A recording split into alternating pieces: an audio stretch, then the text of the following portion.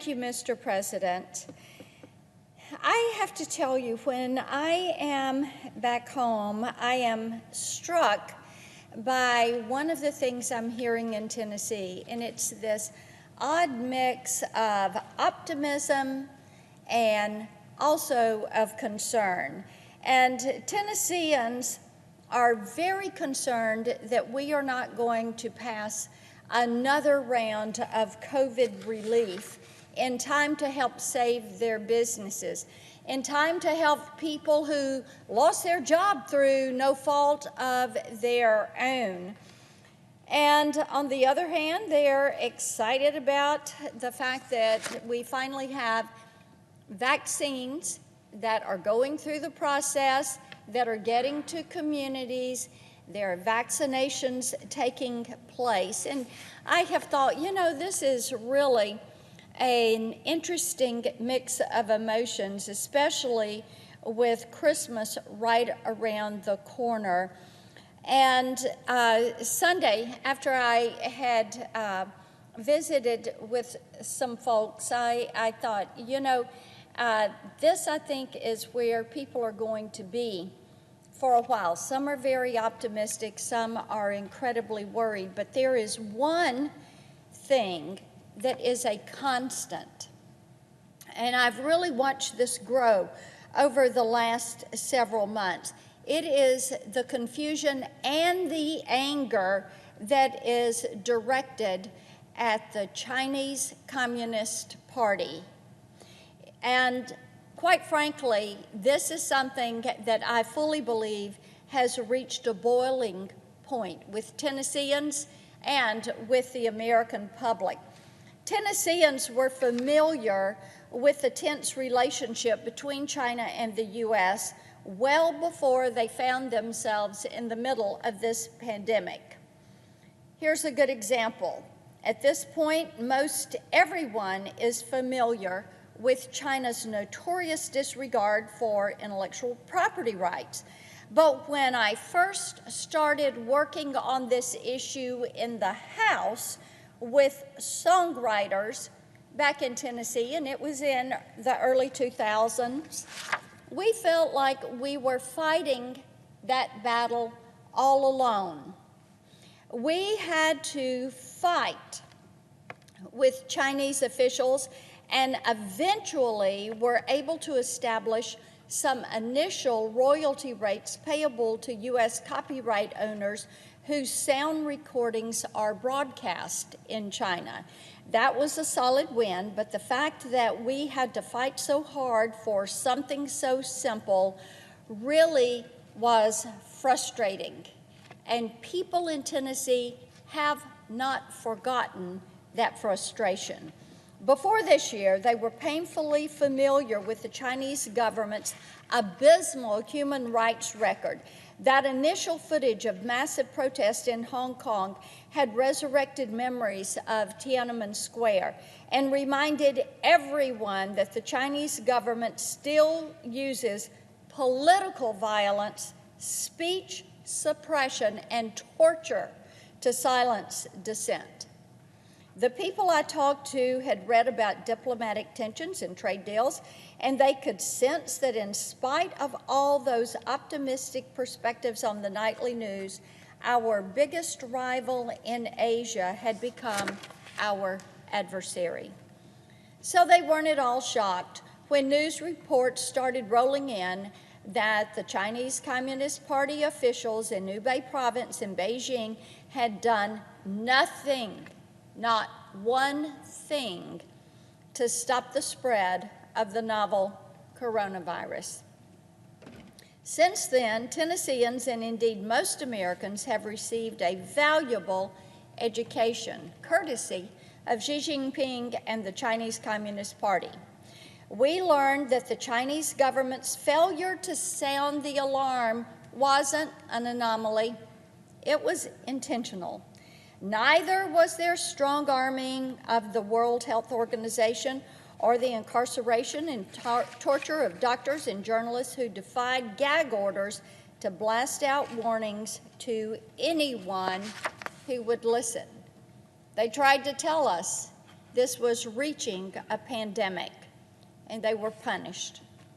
And as they look around at the economic ruin in their communities as small businesses are shuttered and independent music venues are boarded up for the long haul, all those puzzle pieces are falling into place, and quite frankly, they are justifiably upset. I would venture to say many of them are absolutely furious with what the Chinese government has done. By now, we understand this is what the Chinese Communist Party does as a government, as an all-powerful political organization, and as a group of rabid ideologues from whom acts of genocide flow as easily as the propaganda posted to their many official Twitter accounts. This is all a part of their quest for global dominance, and their success depends on gaining complete control over speech, thought, resources, and their relationships with other nations. This is the Chinese Communist Party's master plan. When Xi Jinping took power in 2012, there were a lot of optimistic pundits out there who thought that he would embrace transparency and liberal economic policies, but oh my goodness, have they ever been wrong. In fact, he styled himself in the image of Mao, creating a personality cult that equates attacks on Xi with challenges to the legitimacy of party rule. It's all about him. Anyone who is open to history book knows this doesn't bode well for diplomatic efforts to rebalance power. This isn't my political opinion.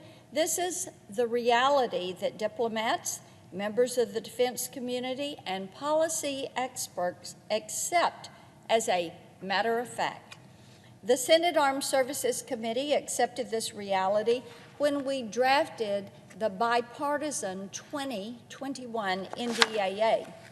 This year's bill contains the most substantial action we've ever taken to counter Chinese aggression and great power competition. It establishes the Pacific Deterrence Initiative, which will help the military enhance defense capabilities in the region and reaffirms our commitments to Taiwan, India, Vietnam, and Japan, and other allies and partners geographically near China. We drafted numerous provisions to keep U.S. intellectual property, technology, and data out of Beijing's grasp by limiting funding for universities that host Confucius Institutes and restricting defense industrial base employees from working for Chinese-owned companies. Why did we do this? Because we have learned. Not only is this part of China's propaganda, this is where they are embedding their spies. In 2021, we'll take major steps to secure our supply chain and invest in American innovation to maintain our technological advantage. We paid particular attention to accelerating the development of 5G networks that are needed by our troops in the field, and to complement that expansion, enhancing our nation's cybersecurity strategy. The Chinese Communist Party isn't just playing politics on Twitter. Their tactics pose a very real threat to our nation's security and that of our allies and our partners. I've spoken at length about how badly we need to unravel our relationship with China. I've examined problems related to our medical supply chains, security issues in the building blocks of popular technology, and sourcing for rare earth elements. Reclaiming these critical resources will take time and investment, but it can be done, and I will continue to fight for this as we move into the next Congress. But I want to consider just for a moment a few examples of this entanglement that hit particularly close to home and really give a sense of how much private companies and organizations compromise just to maintain access to the Chinese marketplace. Earlier this year, the PR professionals at the NBA worked some serious overtime after an investigative report published by ESPN showed that the Chinese Communist Party affiliated coaches at the league's training facilities in Xinjiang were abusing players. That is correct, abusing players. Initial reports of this abuse were ignored by NBA officials. Keep in mind that these training facilities existed in the same region as those concentration camps used to imprison the Uyghur Muslims and others guilty of thought crimes against the Chinese Communist Party. So, what was the NBA doing there in the first place? How could something like this actually happen? Here's the reason. Communist China plays host to an estimated $4 billion NBA market. They say that China is basketball obsessed, and NBA execs have used every avenue they can to take advantage of that $4 billion market. And they jealously protect those relationships, even if it means using skyrocketing sales numbers to explain away the blind eye they've turned to the CCP's crimes against humanity. They're not alone. Walt Disney. This fall, Disney released the live-action version of Mulan and caught some well-deserved hell after sharp-eyed rights activists combed through the credits and discovered that filmmakers chose to shoot scenes for the movie in where? Xinjiang. Knowing that they'd have to cooperate with who? The Chinese Communist Party's propaganda flacks to get the kind of footage they wanted to play to their desired Chinese audience. Netflix also ran afoul of human rights activists when they inked an adaptation deal with an author who parrots Chinese Communist Party propaganda and made racist comments about the persecuted Uyghur Muslims in Xinjiang. None of these scenarios involved high-stakes diplomatic negotiations. No one involved was on a mission to balance the geopolitical scales at all cost. They did, however, stand to net a tidy profit by maintaining friendly relations with the Chinese Communist Party. But did they ever stand up and defend the Uyghur Muslim minority? No, they did not. When faced with such manipulation on a global scale, Tennesseans expect accountability. They want news reports and hearings and absolute condemnation. But that's not what they get. Instead, they get regurgitated propaganda transmitted directly from the CCP, peppered with media buzzwords and distilled into sound bites. Our attempts to hold the Chinese Communist Party accountable for covering up the origins of the pandemic were met with baseless accusations of xenophobia, of racism. I've met similar resistance when speaking truth to power about the CCP's aggression in Tibet, Mongolia, the concentration camps in Xinjiang, and the arbitrary detention of the Hong Kong freedom fighters.